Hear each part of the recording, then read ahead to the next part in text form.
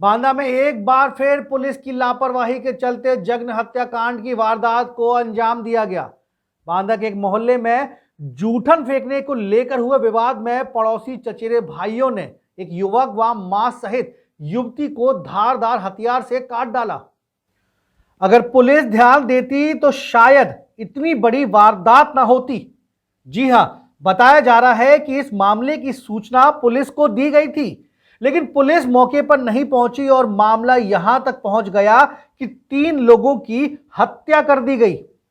पूरा मामला शहर कोतवाली क्षेत्र के चमरौडी मोहल्ले का है, जहां जूठन फेंकने को लेकर विवाद शुरू हुआ था। प्रत्यक्षदर्शियों का कहना है कि जूठन फेंकने पर जब निशा ने बगल में रहने वाले चचेरे भाई दिलीप को मना किया तो दिलीप ने निशा को गाली दे दी। इस पर निशा का भाई अभिजीत वर्मा, जो कि सिपाही है, घर लौटने पर चचेरे भाई के दरवाजे गाली गलौज करने गया। उस समय तो कोई बाहर नहीं निकला। इसी दौरान अभिजीत ने संबंधित चौकी में शिकायत भी की, लेकिन पुलिस ने कोई एक्शन नहीं लिया। आरोप है कि इसके बाद चचेरा भाई दिलीप अपने मित्रों सहित आधी रात को सिपाही अभिजीत वर्मा के घर में घुसा और धारदार हथियार से अभिजीत वर्मा व उसकी मां रमापति और बहन निशा की हत्या कर दी। अभिजीत वर्मा इलाहाबाद में सिपाही के पद पर तैनात था। इस जघन्य हत्याकांड के बाद क्षेत्र में सनसनी फैल गई और जानकारी मिलते ही आला अधिकारी रात में ही मौके पर पहुंच गए। बांदा पुलिस अधीक्षक का कहना है कि 3 आरोपियों को गिरफ्तार कर लिया गया है, बाकी की तलाश की जा रही है। तो आईडी नीचे कर लेना जब सब काम हो जाए। बस ठीक है। सर, आज किस तरह की घटना हुई है यहाँ पर? आज ये कोतवाली नगर क्षेत्र में, बांदा कोतवाली नगर क्षेत्र में ये 3 लोगों का हत्या की गई। उसमें एक इलाहाबाद में एपी में पोस्टेड थे का कांस्टेबल अभिजीत, उनको गोल्डी बोलते हैं, और उनको और उनका बहन और उनका माँ का हत्या कर दिया गया। और इनका ताऊ का लड़कों के द्वारा ही ये हत्या करना बताया जा रहा है। इसमें 2 अभियुक्त गिरफ्तार है और तीसरा अभियुक्त भी पता चला है, उसके लिए भी पुलिस टीम गई है, तो कार्रवाई किया जा रहा है। सर, प्रथम दृष्टया क्या लग रहा है, किस बात को लेकर ये घटना हुई है इतनी बड़ी? अभी तक ये जो आस पड़ोस के लोगों से मैंने बात किया था, ये और कप्तान साहब भी यहाँ बात कर रहे हैं, तो बात करने पर यह पता चल रहा है किसी चावल को लेकर दोनों के बीच में झगड़ा है। मगर मूल विवाद मुझे ये प्रतीत हो रहा है, क्योंकि जो मृतक का घर में 2 लोग का नौकरी है, उनका घर भी अच्छा खासा घर बनी हुई है, और ये जो ताऊ का लड़के हैं ये तो बिल्कुल एक झोपड़ी टाइप के जगह पर ये लोग रह रहे हैं। उनका रहन सहन भी उसी तरीके से है, वहाँ कोई किसी का नौकरी नहीं है, वो मजदूरी करते हैं। तो हो सकता है ये जो कहीं ना कहीं ये जो संपत्ति का जो विवाद और उसका जो है वो जल्द से होगा इनके बीच में, तो उस वजह से भी हो सकता है कहीं खुंदक खा के बैठे हैं ये लोग, और मौका का तलाशा है आज जो है। किस चीज मारा है सर? ये कुल्हाड़ी से मारा है इन लोगों ने। सर, अभी एक मामला हुआ है यहाँ पर जो 3 हत्या हुई है, कैसी हुई है, क्या? ये कोतवाली नगर का चमरौडी मोहल्ला है। यहीं पे एक चचेरे भाइयों में आपस में लड़ाई झगड़ा हो गया था। उसी में एक परिवार के जो 3 लोग हैं उनकी मृत्यु हो गई है।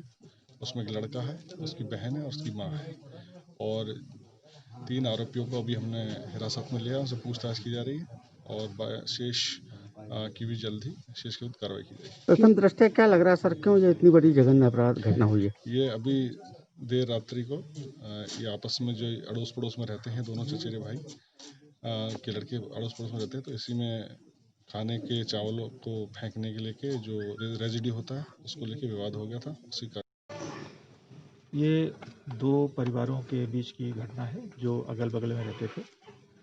इसमें एक परिवार के 3 सदस्यों की हत्या की गई है और जो तीनों आरोपी हैं वो हिरासत में हैं। सर, कौन 3 लोग हैं जिनकी हत्या की गई? ये इनके ताऊ के जिनकी हत्या हुई, ये कांस्टेबल थे, प्रयागराज में पोस्टेड थे, अभिजीत ब्रह्मा। इनके ताऊ के बेटे हैं वो लोग, उनको हिरासत में ले लिया गया है, आगे जांच होगी। घटना मतलब कुछ नहीं था, वो उनका जुबानी ही चल रहा था, जैसे कि मतलब चलता है आसपास में। तो वो इसको कहते हैं, वो उसको कहते हैं, एक दूसरे को चल रहा था। तो वही अभिजीत चौकी में गया था कि मतलब इनको समझा दो कि ना करें, बस उतनी में बात में पड़ गई। और फिर मैं जहाँ हाथापाई हुई और मेरे डंडा लग गया, तो मुझे कुछ पता ही नहीं चला, मैं घर की तरफ भागा। इसमें पुलिस की स्थिति क्या रही? पुलिस अगर इसमें एक्टिव होती तो क्या ये घटना बच सकती थी? पुलिस पहले कुछ ऐसा केस ही, पुलिस की स्थिति मतलब ऐसा कुछ केस था नहीं कि पुलिस इन्वॉल्व हो जाता। हाँ, गई थी वहाँ पुलिस, समझाया दोनों को कि भाई मतलब तुम भी शांत रहो, आपस में बगल का मसला है, बना के रखो। बस पुलिस ऐसा समझा के चली जाएगी।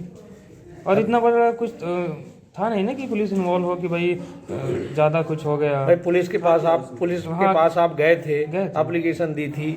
हाँ, तो इसमें कोई कार्रवाई तो होनी चाहिए थी, उसको पकड़ के लाते बुलाते। पकड़ के क्या, वो था नहीं ना, जो मेन था जिसने गाली दी थी अभिजीत की बहन को, वो था ही नहीं वहाँ। तो अभिजीत ने नंबर लिया था, बोला था कि अगर वो रात को आता है तो जो अभी नाइट शिफ्ट में है, तो उसको बोला था कि मैं तुमको फ़ोन करूँगा तो आ जाना। तो झगड़े की वजह क्या थी?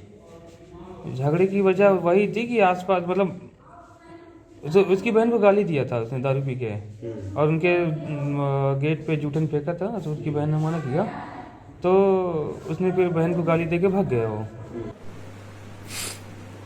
3 व्यक्तियों को, जिनके नाम कौन सा, अभिजीत उर्फ Goldie son of late Ram Prasad, यून Kumari Mishra daughter of late Ram Prasad, उम्र करीब 25 वर्ष, यून Rama Devi wife of late Ram Prasad, उम्र करीब 50 वर्ष। तीनों को मारपीट के दौरान चोटें आई, जिनसे उनकी मृत्यु हो गई। उनको मृत अवस्था में अस्पताल में लाया गया था, जिनके मृतक के शवों को मोर्चरी में रखवा दिया गया है। कुछ घायल भी इसमें आए क्या? 2 घायल, जिसमें एक रज्जू देवी जिनकी उम्र करीब 35 वर्ष और एक दिलीप जिनकी उम्र 24 वर्ष है। उनको साधारण किसी की चोटें आई हैं, जिनका अस्पताल में इलाज किया जा रहा है। वही सबसे बड़ा सवाल यह खड़ा होता है कि जब शाम को ही पुलिस के पास शिकायत आ गई थी तो पुलिस ने लापरवाही क्यों दिखाई? इस मामले में अगर पुलिस ने एक्शन ले लिया होता तो शायद इस बड़ी घटना को टाला जा सकता था। ऐसे में क्या जिम्मेदार पुलिस कर्मियों के खिलाफ लापरवाही बरतने की कार्रवाई नहीं होनी चाहिए? क्योंकि मामला एक ही परिवार की 3 हत्याओं का है। बांदा से जितेंद्र श्रीवास की रिपोर्ट।